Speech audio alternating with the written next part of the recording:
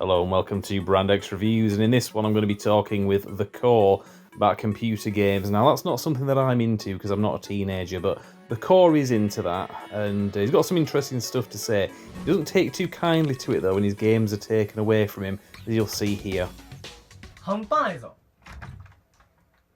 半端がないマジやめろやめろやめろやめろこれだけはあかんっておいおいやめろやめろやめろやめろやめろほんまやめろやめろおいやめろってや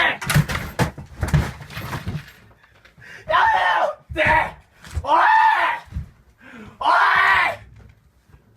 おいマジボケ Okay, I jest, that clearly wasn't The Core, but this video is kind of on a par with that. It's to do with computer games being taken away from people. As I say, it's not something that I know much about, so this one is one of the videos that The Core was wanting to do. He's telling me what this is all about. It's quite interesting, so I hope you get something out of it.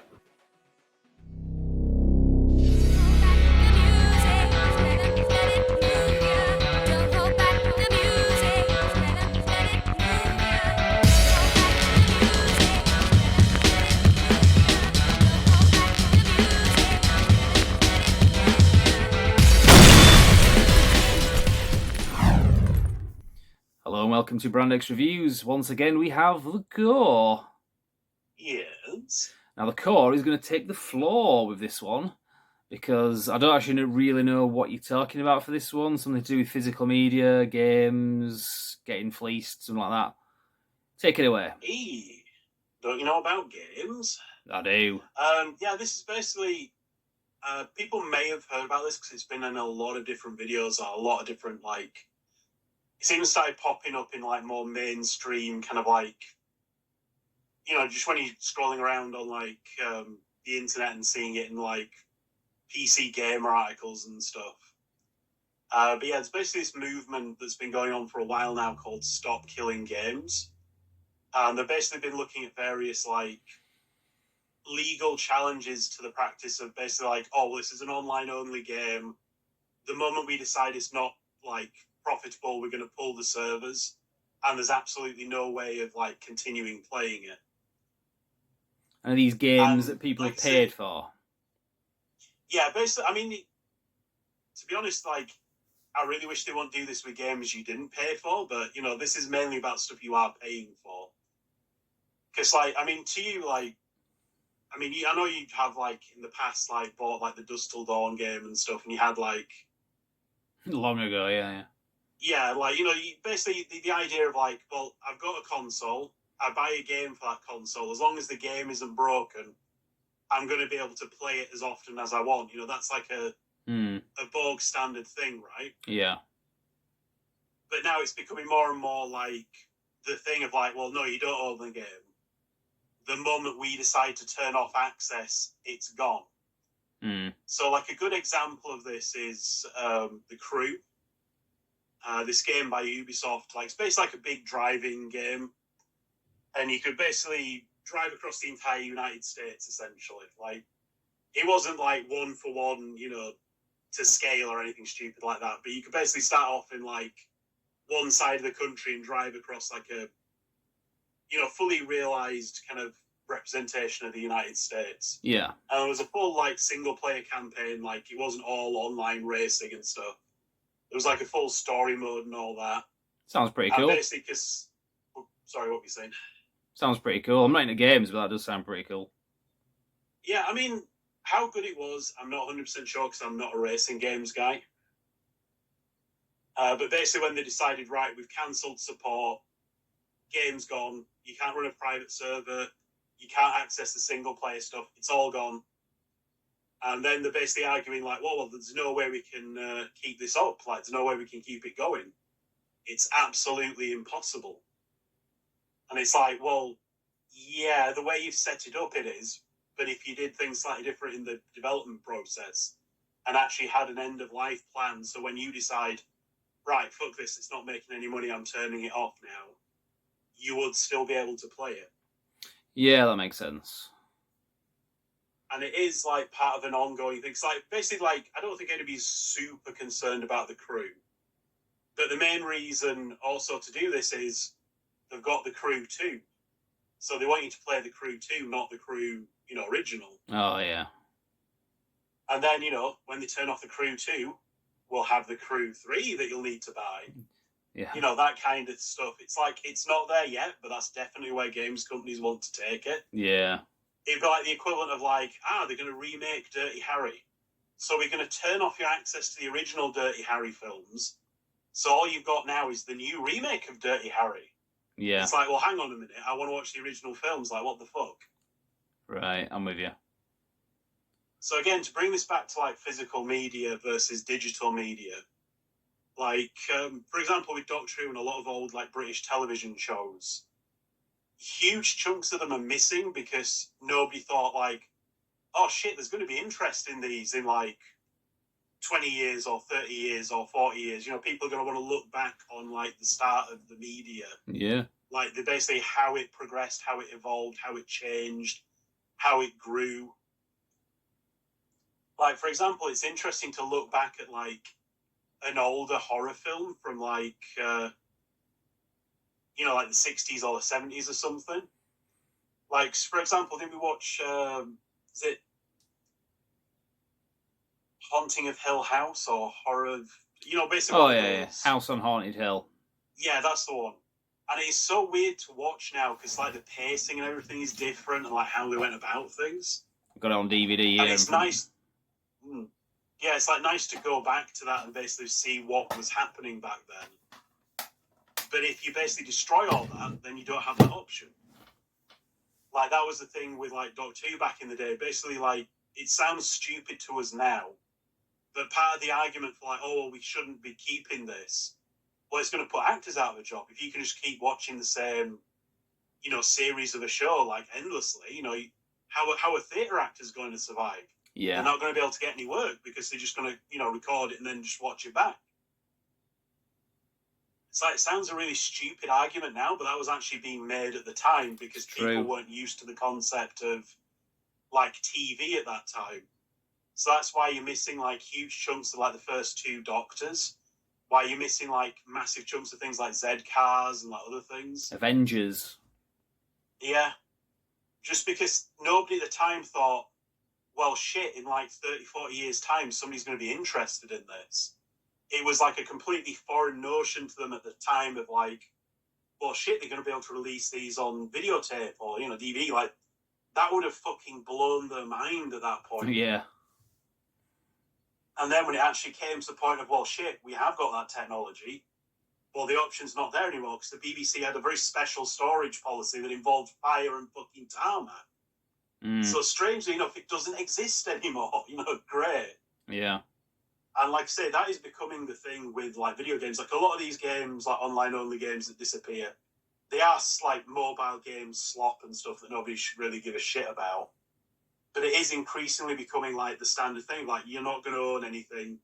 You don't have any rights to anything. It's only around as long as we decide to keep it around. Like, they're constantly pushing the fucking boundaries with like loot boxes and stuff. And like downloadable content and all this. It's like, it is literally going to be the point of like, right, you don't own a game anymore. You just rent it from us until we decide to sell you the new game. And then you'll rent that from us until we decide to sell you the new game again. It's like, fuck's sakes. And this is beyond, like, physically owning, like, a disc, but, like, it kind of is beyond even that, because I know... Yeah, I mean, even if you physically own the disc of the Crew, it won't work, because it only works if you can connect to their servers. Like, basically, like, the arguments the game industry are making is like, oh, we can't keep supporting them indefinitely. Nobody's asking you to. Oh, we can't go back to all these old games that we've already killed and like fix them to make them playable. Well, it would be nice if you could, but again, nobody's asking for that. And like, oh, we can't possibly, allow, basically gamers to run their own servers and stuff, even though that used to be the norm back in the day. Because, kids could see something bad, or there'd be no like way of stopping cheating and stuff. it's like, okay, but if you've ended support for it at that point, then it's no longer your fucking issue, is it? Let other people worry about that. So like, if you're worried about liability, just write it into your fucking contracts, like you're trying to do with, like, you don't own the game. Well, yeah, if they make it clear. So it's basically a case of you will own nothing and you will be happy. That same old thing, the same subscription-based business model. And I mean, this has happened with, like, TV shows and stuff, because, for example, there was a big thing a while ago with people who bought, I think it was Mythbusters or Discovery content stuff. Yeah. Through the PlayStation Store, and now it was removed. And it wasn't just, oh, you can't you can't buy it anymore. Even if you had bought it, you no longer had access to it. I'm honestly 100% sure. I'm not sure how that ultimately ended up, whether they got some kind of refund or something. But like I say, just having somebody up the line be able to just flick a switch and say, yeah, no, you don't have this anymore. Yeah, and this can apply into like other aspects of life. I mean, we're obviously going to keep it on point here, but it does kind of stand as a bit of a start warning and understanding what ownership is. And when it comes to like whether it's games or movies, I personally find it important to physically own it and not rely on an internet connection.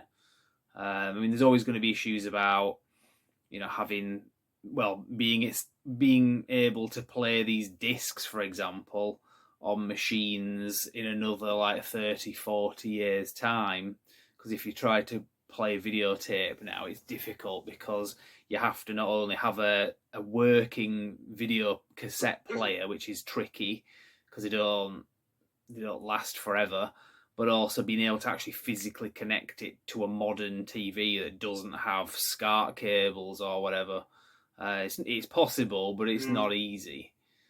So there's always an element of that. But at the same time, we're not talking about future-proofing it. We're talking about right now. And yeah, like I said, I think most people understand, like, if the thing physically wears out, I mean, that's understood as like a risk. And that's an exception to the rule. That's not the rule itself as well. So this is always something that kind of gets counter-argued, but it's not really an argument. It's just more, well, what if your house burns down? You're going to lose everything anyway. That's not an argument. Yeah, like, plus it's the kind of just the mindset, because like you're saying, like, oh, you won't own like anything. Like, when it comes to video games, they kind of blaze the way for the kind of digital-only kind of revolution we started to see with films and stuff. Like, so this was happening with games back in, like, earlier like 2010 kind of period. Like, and music as well, because the file is smaller. Yeah, sorry. I say music as well, maybe because the files are a bit smaller, it's easier to download a game or an album than an entire movie in like HD, especially 4K. Well, I mean, when it came to games, certainly on PC, it was a case of, whereas like consoles and stuff were upgrading to Blu-ray and stuff where you could fit this shit on it, like the computers never really made that jump in the same way from CDs to Blu-ray. So you get games literally on like 10 or 12 fucking CDs. And it's like, Jesus Christ, you were swapping CDs all the fucking time. Yeah. But yeah, basically, back to like you'll own nothing, the point I was going to make. Nintendo have recently released the Switch 2, like their new console. And there's a clause in it where they can just basically turn off your console. They can just brick it, as they kind of put it. Like, just stop it working completely. Why would they do that? If you break the terms of service, they can just, like, flick a switch. It's like, yeah, you've got to, like, however much your Switch 2 is, like, paperweight, basically. Because it's no use for anything else anymore because they've, like, deactivated it. Because there's basically been cases of, like, oh, well, they deactivated it because you've been trying to play, like, a pirated game, which is like, oh, well, you've been trying to play a pirated game, like, mistakes on you kind of thing. Right. But here's the thing, like, people are buying games legitimately, making a copy of them that looks pretty good, like the cartridge actually looks correct, and then returning the game with a fake cartridge in. So then somebody will be buying a second-hand game or, buying something through Amazon that's been, like, sent back or whatever. Right. and without knowing it, putting a cartridge in the console, and suddenly the console's just like, well, pirate game detected, everything's shut off. Enjoy your paperweight. This is no longer a Switch 2. Yeah, that's like if somebody gives you a dodgy £10 note or something, and you're none the wiser, then all of a sudden your bank account gets shut down as a result. Yeah, I mean, like I say, this is like there's been a huge kind of complaints about this. It's like, yeah, you've paid like hundreds of pounds for a fucking console, and they can just turn it off like a Switch. Yeah, and it's like, okay, well, at the moment it's because like you've tried to play a pirate game, like fair enough, whatever. It's still kind of shit because, like I say, some people are like legitimately getting caught out with it. But how long is it going to be before, like, oh, we've decided you've said something mean on an online service, so we're shutting it all off? Oh, actually, you've just been guilty of wrong thing at some point, so we're going to switch it all off. The video's running quite long. Have you still got quite a bit to say on this? Because I can cut it into two parts. No, like I say, Stop Killing Games at the moment is like a citizens' initiative in Europe. Fortunately, having left the EU, we're not like eligible to sign it in the UK, but it has like surpassed the signatures it needs. So it's just going to be a case of seeing if it actually achieves anything. Fair enough.